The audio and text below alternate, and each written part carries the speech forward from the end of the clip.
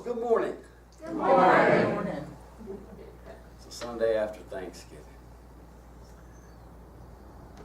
This is going to be, I'm going to bring back an old hippie tradition. Okay, this is something that went out of style a little while back. This song and its subsequent movie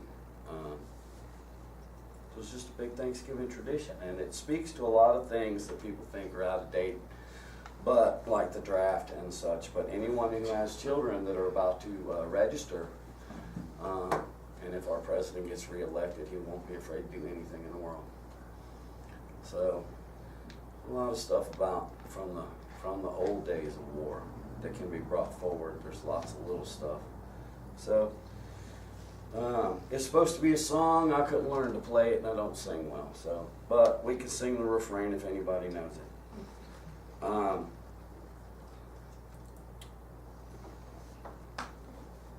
This song is called Alice's Restaurant. It's about Alice and the restaurant. But Alice's Restaurant is not the name of the restaurant. It's just the name of the song. That's why I call the song Alice's Restaurant. This is the chorus. You can get anything you want at Alice's Restaurant. You can get anything you want at Alice's Restaurant. Walk right in, it's around the back, just a half a mile from the railroad track. And you can get anything you want at Alice's Restaurant. Okay. There's some old hippies here. Now, it all started 2 Thanksgivings ago, about 22, 32 Thanksgivings ago.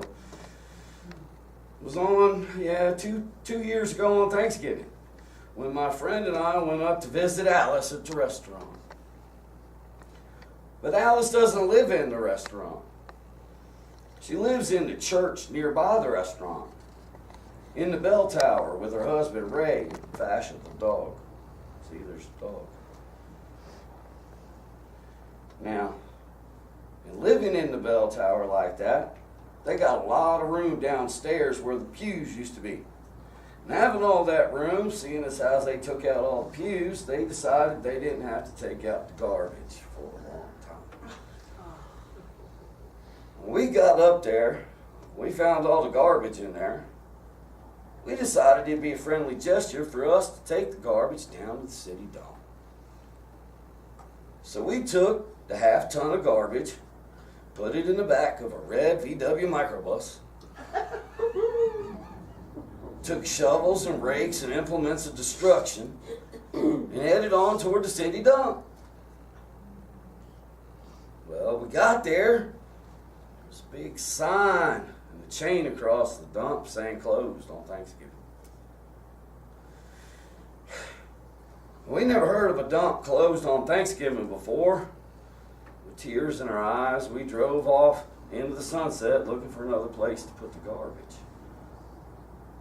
We didn't find one till we came to a side road. And off the side of the side road, there was a 15-foot cliff. And at the bottom of that 15-foot cliff was another pile of garbage. And deciding that one big pile was better than 2 little piles. And rather than bring that one pile up, we decided to throw ours down. And that's what we did. And drove back to the church and had a Thanksgiving dinner that couldn't be beat. Went to sleep and didn't get up till next morning. And we got a phone call from Officer Obie. He said, "Kid, we found your name on an envelope at the bottom of a half a ton of garbage. And just wanted to know if you had any information about it." And I said, "Yes, sir, Officer Obie, I cannot tell a lie." I put that envelope under that garbage.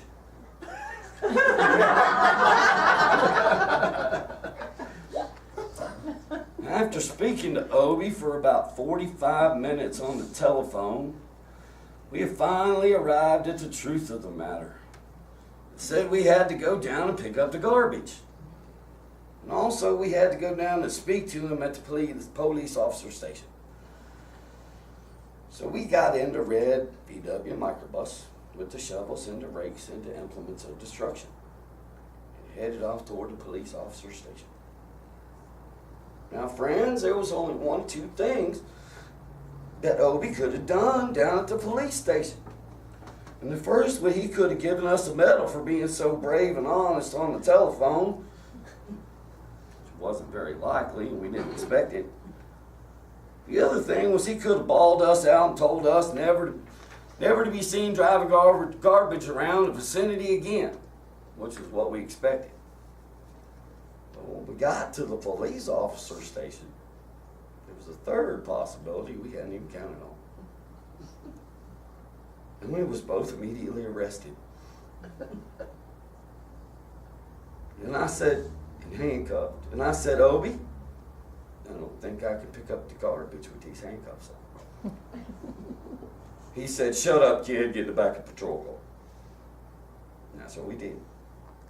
We sat in the back of that patrol car and drove to the, quote, scene of the crime, unquote. I want to tell you about the township of Stockbridge, Massachusetts. Where this happened, they got 3 stop signs, 2 police officers, 1 police car.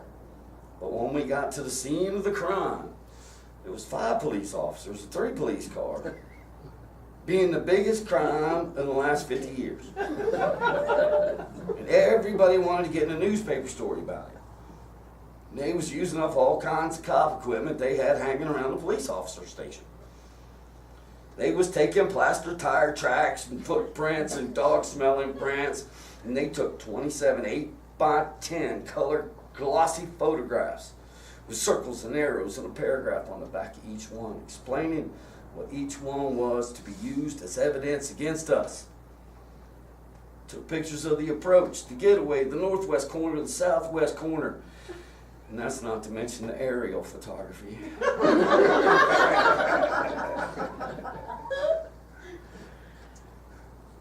So after the ordeal, we went back to the jail. Obie said he was going to put us in the cell. He said, kid, I'm going to put you in the cell. I want your wallet and your belt. And I said, Obie, I can understand you wanting my wallet, so if I don't have any money to spend in the cell, well, what do you want my belt for? And he said, kid, we don't want any hangings. And I said, Obie, you think I was going to hang myself for littering? Obie said he was just making sure. And friends, Obie was, because he took out the toilet seat so I couldn't hit myself over the head and drown. He took out the toilet paper so I couldn't bend the bars, roll out the roll of toilet paper out the window and slide down the roll and have an escape. Obie was making sure. It was about 4 or 5 hours later that Alice, do you remember Alice? It's a song about Alice. Alice came by and with a few nasty words for Obie on the side, bailed us out of jail. And we went back to the church, had another Thanksgiving dinner that couldn't be beat, and didn't get up till next morning when we all had to go to court. So we walked in, sat down. Obie came in with the 27 8x10 color glossy pictures with circles and arrows and a paragraph on the back of each one, sat down. And the man came in and said, all rise. And we stood up, and Obie stood up with the 27 8x10 color glossy pictures. And the judge walked in and sat down with a CNI dog.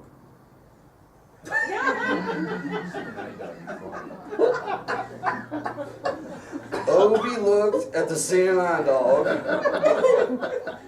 and then back at the 27 8x10 color glossy pictures with the circles and the arrows and the paragraph on the back of each one and looked at the CNI dog.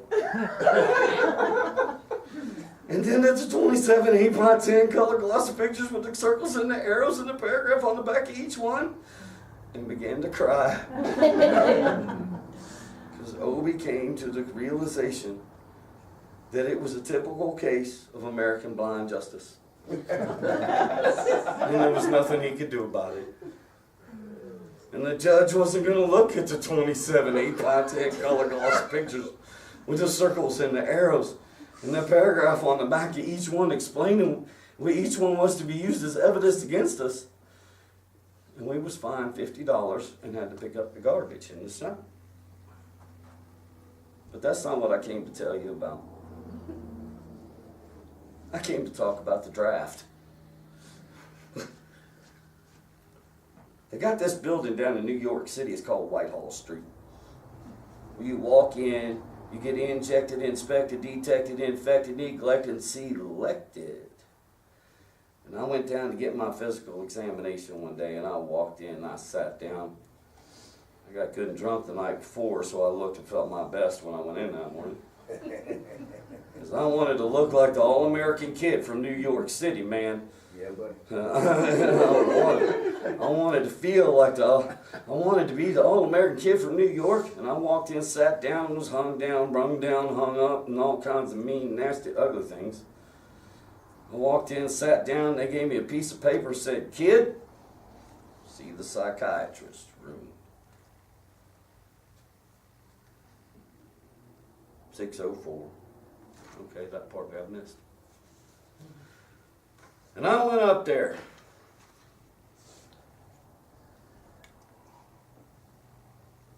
And I said, "Shrink, I want to kill. I want to kill. I want to see blood and gore and guts and veins in my teeth. Eat dead, burnt bodies. Kill, kill, kill, kill." And I started jumping up and down, yelling, "Kill, kill." And he started jumping up and down with me. And we was both jumping up and down, yelling, "Kill, kill." And the sergeant came over and pinned the medal on me, sent me down this hall and said, "You're our boy."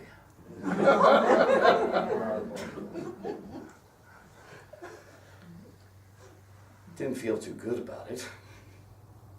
And I proceeded down the hall, getting more injections, inspections, detections, neglections, and all kinds of stuff they was doing to me at the thing there. And I was there for 2 hours, 3 hours, 4 hours. I was there for a long time, going through all kinds of mean, nasty, ugly things. And I was just having a tough time there. And they was inspecting, injecting every single part of me. And they was leaving no part untouched.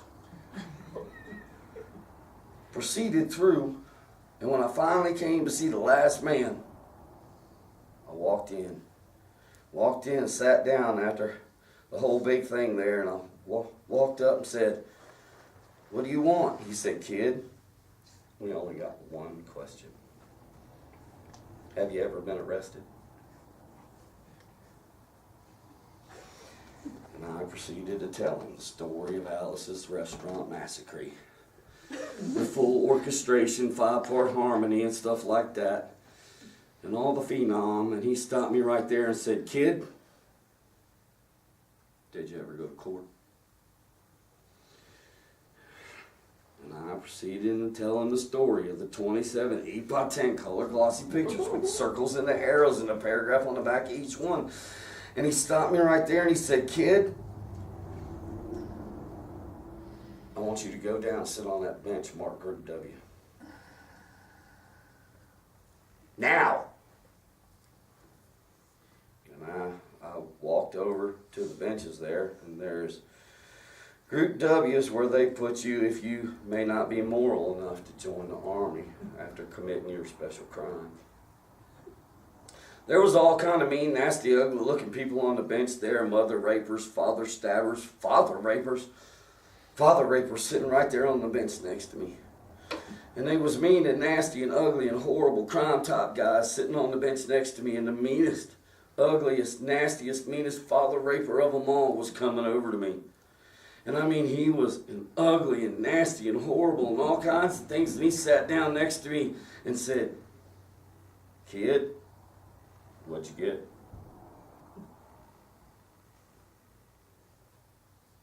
I didn't get nothing. I had to pay $50 to pick up the garbage. He said, "What were you arrested for, kid?" And I said, "Littering." And they all moved away from me on the bench there. And a hairy eyeball and all kinds of mean, nasty things till I said, "And creating a nuisance." And they all came back and shook my hand, and we had a great time on the bench talking about crime, mother stabbing, father raping, all kinds of groovy things that we was talking about on the bench, and everything was fine, and we was smoking cigarettes and all kinds of things until the sergeant came over, had some paper in his hand, held it up and said,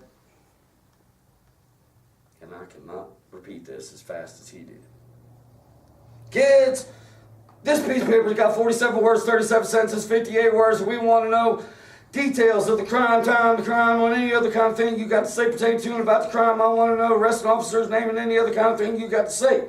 And talked for 45 minutes, and nobody understood a word he said. But we had fun filling out the forms and playing with the pencils on the bench there. And I filled out the massacre with the 4-part harmony and wrote it down just like it was, and everything was fine, and I put down the pencil. And I turned over the piece of paper. And there on the other side, in the middle of the other side, away from everything else on the other side, in parentheses, capital letters, quotated, read the following words: "Kid, have you rehabilitated yourself?" I went over to the sergeant. I said, "Sergeant, you got a lot of damn gall to ask me if I've rehabilitated myself. I'm sitting here on the bench. I'm sitting here on the Group W bench because you want to know if I'm moral enough to join the Army, burn women, kids, houses, and villages after being a litter bug." And he looked at me and said, "Kid, we don't like your kind. And we're going to send your fingerprints off to Washington."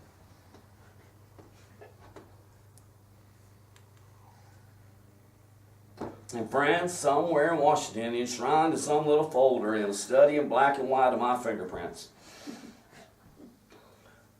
And the only reason I'm singing you this song is because you may know somebody in a similar situation. Or you may be in a similar situation. And if you're in a situation like that, there's only one thing you can do, and that's walk into the shrink wherever you are. Just walk in and say, "Shrink, you can get anything you want at Alice's restaurant," and walk out.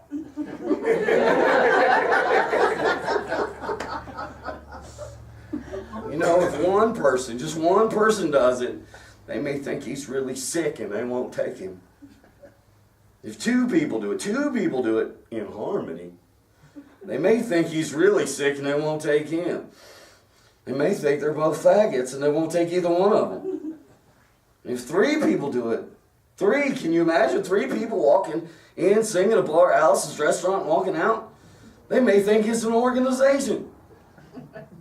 And can you only imagine if 50 people a day, I said 50 people a day, walk in, sing at a bar, Alice's restaurant, and walk out? Friends, they might think it's a movement. And that's what it is. The Alice's Restaurant Anti-Massacre Movement. And all you got to do is sing it the next time it comes around on the guitar with feeling. So we'll wait for it to come around on the guitar here and sing it when it does. Here it comes. You can get anything you want at Alice's Restaurant. You can get anything you want at Alice's Restaurant. Walk right in, it's around the back, just a half a mile from the railroad track. You can get anything you want at Alice's Restaurant. Except for Alice. All